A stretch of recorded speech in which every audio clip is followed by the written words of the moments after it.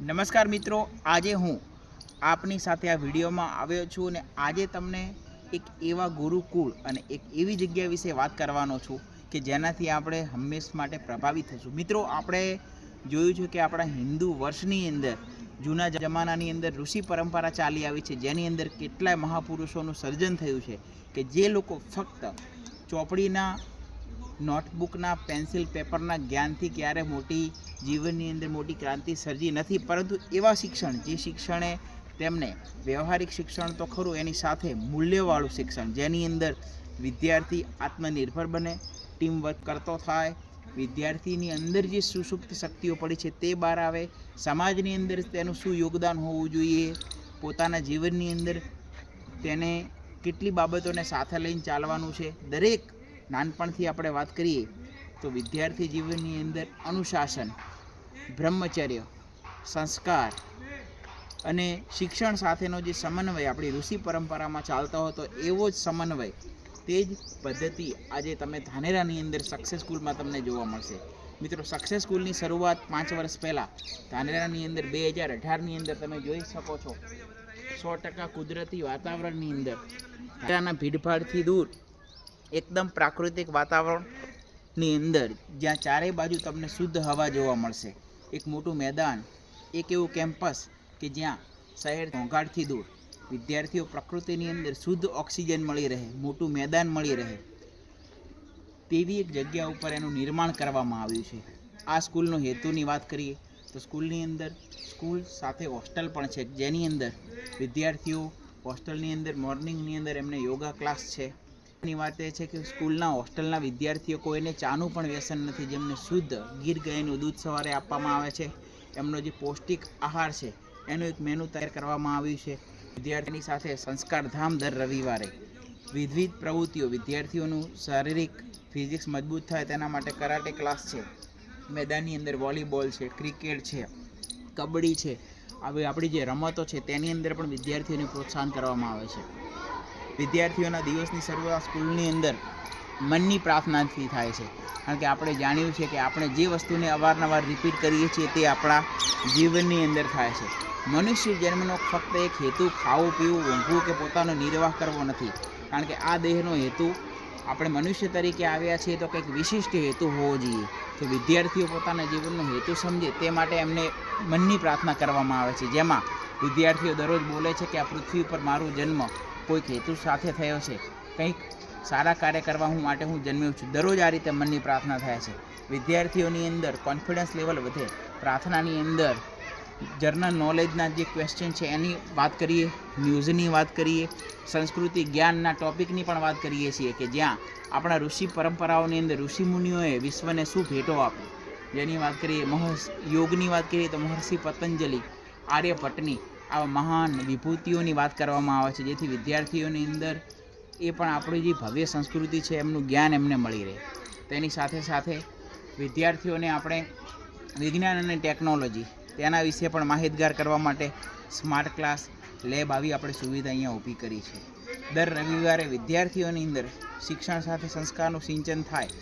દર રવિવારે 1.5 કલાક આપણા શાસ્ત્રો, વેદો, પુરાણો, મહાપુરુષના જીવનની ગાથા બાળ સંસ્કાર કેન્દ્રના રૂપમાં એમને કરવામાં આવે છે, જેની અંદર અલગ અલગ રમતો દ્વારા વિદ્યાર્થીઓને ધ્યેય એકત્રીકરણ, એકાગ્રતાપૂર્વક કેવી રીતે કામ કરવું, એકબીજા સાથે હળીમળીને કેવી રીતે કામકાજ કરવું, આપણી સંસ્કૃતિ, આપણા મૂલ્ય શું છે, તે રીતે સ્કૂલ અને હોસ્ટેલની અંદર પણ વિદ્યાર્થીઓ પુરુષ અને સ્ત્રીની મર્યાદા સમજે તે હેતુને ધ્યાનમાં રાખી અને સ્કૂલમાં દરેક કોઈ પણ પ્રવૃત્તિ હોય, બહેનોની બેઠક અલગ હોય છે, ભાઈઓની બેઠક અલગ હોય છે।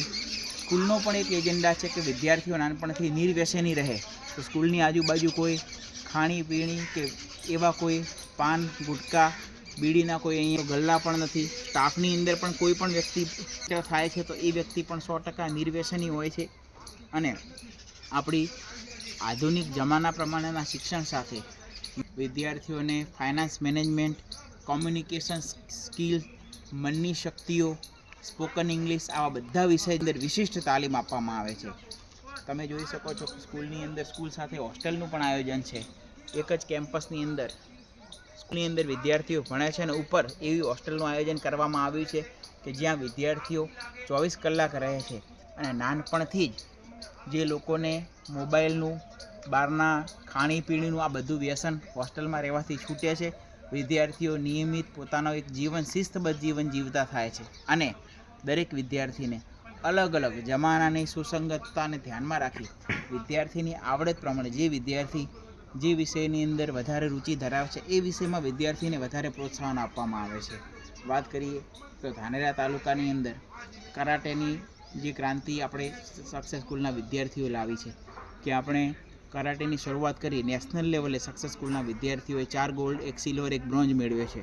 સંગીત સ્પર્ધા હોય તો તેમાં ધાનેરાના વિદ્યાર્થીઓની અંદર સક્સેસ સ્કૂલના વિદ્યાર્થીઓ દરેક કોમ્પિટિશનમાં સ્પર્ધા લે છે. સંસ્કૃતિ જ્ઞાનની પરીક્ષાની વાત કરીએ તો અહીંથી એક વિદ્યાર્થી તાલુકા ક્ષેત્રે એને નંબર મેળવેલ છે. આપણે સૈનિક સ્કૂલ ને એવી પરીક્ષાઓની વાત કરીએ તો તેમાં પણ આપણી સ્કૂલના વિદ્યાર્થીઓ એવી પરીક્ષાઓ પણ પાસ કરી અને તેઓ ફક્ત વર્ગ શિક્ષણની અંદર નહીં પરંતુ બીજી પણ આવી ઘણી બધી જ્ઞાનમય પરીક્ષાઓની અંદર પોતાનું રિઝલ્ટ મેળવી અને સાબિત કરે છે.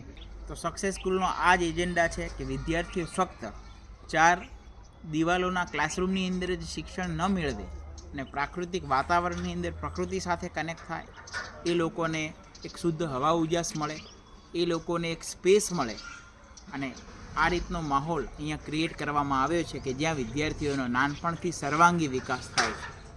બીજું આપણે વિશેષમાં વાત કરીએ તો આપણે બધા પણ જાણીએ છીએ કે જો કોઈ વિદ્યાર્થી આદર્શ બાળક હશે તો એ આદર્શ નાગરિક બનશે, આદર્શ પુત્ર બનશે, આદર્શ પતિ બનશે, આદર્શ સમાજ સેવક બનશે.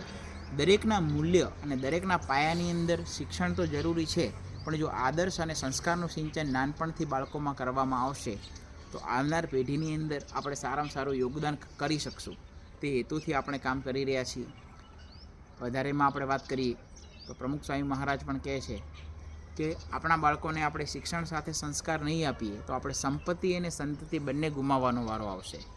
માર્ક્સ જરૂરી છે, પરીક્ષા કોઈ પણ વિષય આવડવો જરૂરી છે, તેની અંદર એક્સપર્ટીઝ મેળવવી જરૂરી છે, પણ આ બધું ક્યારે થશે? વિદ્યાર્થી પોતાના જીવનની અંદર એક સફળતા મેળવશે શિસ્તની, સંસ્કારની, શિક્ષણની, તો દરેક ક્ષેત્રની અંદર ચોક્કસપણે એની સફળતા મેળવશે. તો દરેક વાલી મિત્રોને પણ આ વિનંતી છે કે આવનાર સારા ભવિષ્યના નિર્માણ માટે આપણે અત્યારથી જ નાનપણથી જ પ્રાથમિક શિક્ષણથી જ આપણે સારા બાળકોનું ઘડતર કરવું પડશે, કારણ કે આપણા બાળકો જ આપણું સાચું ભવિષ્ય છે. અને હાલનો જે સમય પ્રવર્તાઈ રહ્યો છે, ટેકનોલોજીનો યુગ છે, તો ટેકનોલોજીમાં પણ એવું છે કે જો આપણે વિવેકથી વાપરીએ તો આપણા માટે આશીર્વાદ છે અથવા અભિશાપ છે. તો બાળકોને પણ ટેકનોલોજીને પણ એક સારી વિવેક રીતે કેવી રીતે ઉપયોગ કરવી, પોતાના જીવનમાં ટેકનોલોજીનો ઉપયોગ કરી અને કેવી રીતે પ્રોગ્રેસ કરવી તે પણ આપણે માર્ગદર્શન કરીએ છીએ. અંતે ધાનેરા તાલુકાની અંદર આવનારા સમયની અંદર દરેક ક્ષેત્રની અંદર સારા ડૉક્ટર, સારા એન્જિનિયર, સારા મૂલ્યવાન અધિકારીઓ, વેપારીઓ દરેકનું સર્જન થાય, પાયાથી સર્જન થાય. તે હેતુથી એક ગુરુકુળ, સંસ્કાર ધામ અથવા ઋષિ પરંપરાનું આધુનિક પરિધાનની અંદર આપણે અહીંયા સર્જન કર્યું છે અને આશા રાખીએ છીએ કે આપણા તાલુકામાં વધારેમાં વધારે વિદ્યાર્થીઓ આનો લાભ લે અને સમાજની અંદર આપણે એક ઉત્કૃષ્ટ ઉદાહરણ પૂરું પાડીએ અને સારા વિદ્યાર્થીઓ આપીએ. ધન્યવાદ.